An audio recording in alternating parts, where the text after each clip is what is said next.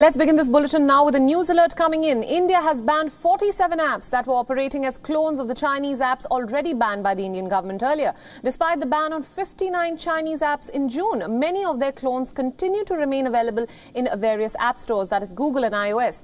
For example, even though TikTok had been banned, TikTok Lite continue to be available on the app stores. Similarly, while Cam Scanner was banned, Cam Scanner Advanced, which is its clone, continued to remain active and was available for download by all. With the new directive issued on Friday, the government has banned 47 apps that were functioning as clones of these 59 banned apps. The full list of banned apps is expected to be released soon.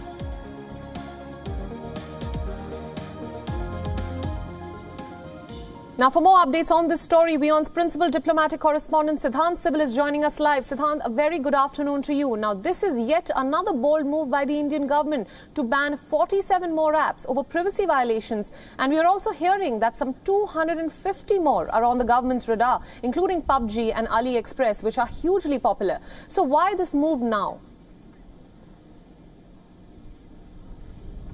Well, it is on expected line. There is no surprise regarding it. We know after the 15th of June Galwan incident, the Indian government has been formulating new policy when it comes to investment coming from China. And I think this is the third time such a major decision has been taken regarding the Chinese app or perhaps Chinese investment, because it was on 29th of June, just weeks after the Galwan incident, that Indian government announced that they will be banning the 59 apps. And then thereafter, we know that last week only the Indian government in a major decision said that when it comes to public procurement, the Chinese will have to face more problem with more bureaucratic problems in terms of approval they're getting from the Ministry of External Affairs and of course from the Home Ministry. But this is regarding India's security, and Indian government has made it clear that they will have to face more scrutiny given the fact that their investment face a lot of problems, a lot of security hurdles. And now of course the Indian government banning the clone of these apps which are initially banned.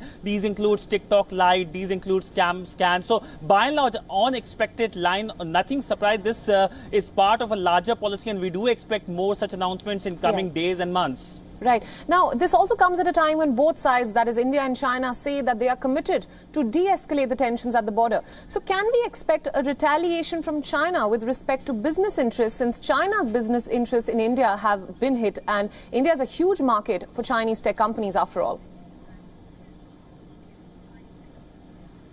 Well, let's talk about the de-escalation first. Yes, both sides are talking and optimistic about de-escalation, but are Chinese serious? Well, on the ground, it doesn't seem so. We have seen when it comes to de-escalation process, it looks like halted, especially when it comes to Pangong Lake area, Finger 5 area. We have been reporting for the last few weeks how there has been almost no movement by the Chinese side. Regarding the retaliatory measures by the Chinese side hasn't spoken about the retaliatory impact, though they have been concerned about India banning the Chinese apps, in fact invoking the World Trade Organization as well. But by and large, China will be a loser in terms of losing a major market, in terms of a major world market, and that is something concerning for Beijing rather than for New Delhi, because New Delhi has made it clear for security it can do anything. Investment is just a minor part of it. Right. Now, as you rightfully mentioned, China should be worried because it's not just India. The US too is mulling a ban on Chinese apps. And in all of this, is China afraid of losing its clout in the technology space, which is, of course, a huge source of revenue for China? Well, this is a new China under Xi Jinping, who perhaps doesn't care about global opinion and continues to be aggressive. But in long term, China will be facing problems because it seems that it is a concert of democracies, just not India, Australia, Japan, US, the Quad coming together, solidifying. So it is much more problematic for China, whose allies are North Korea and Pakistan, which of course is something that the world doesn't take very kindly. But by and large, we know the world is shifting towards China versus the rest. It will be difficult for China. And of course, India has started a trend of banning the Chinese app. India, of course, was the first country to ban Chinese app, and now other countries are mulling on that as well. Right. All right, Siddhant, thank you so much for joining us this afternoon. We'll come back to you for more.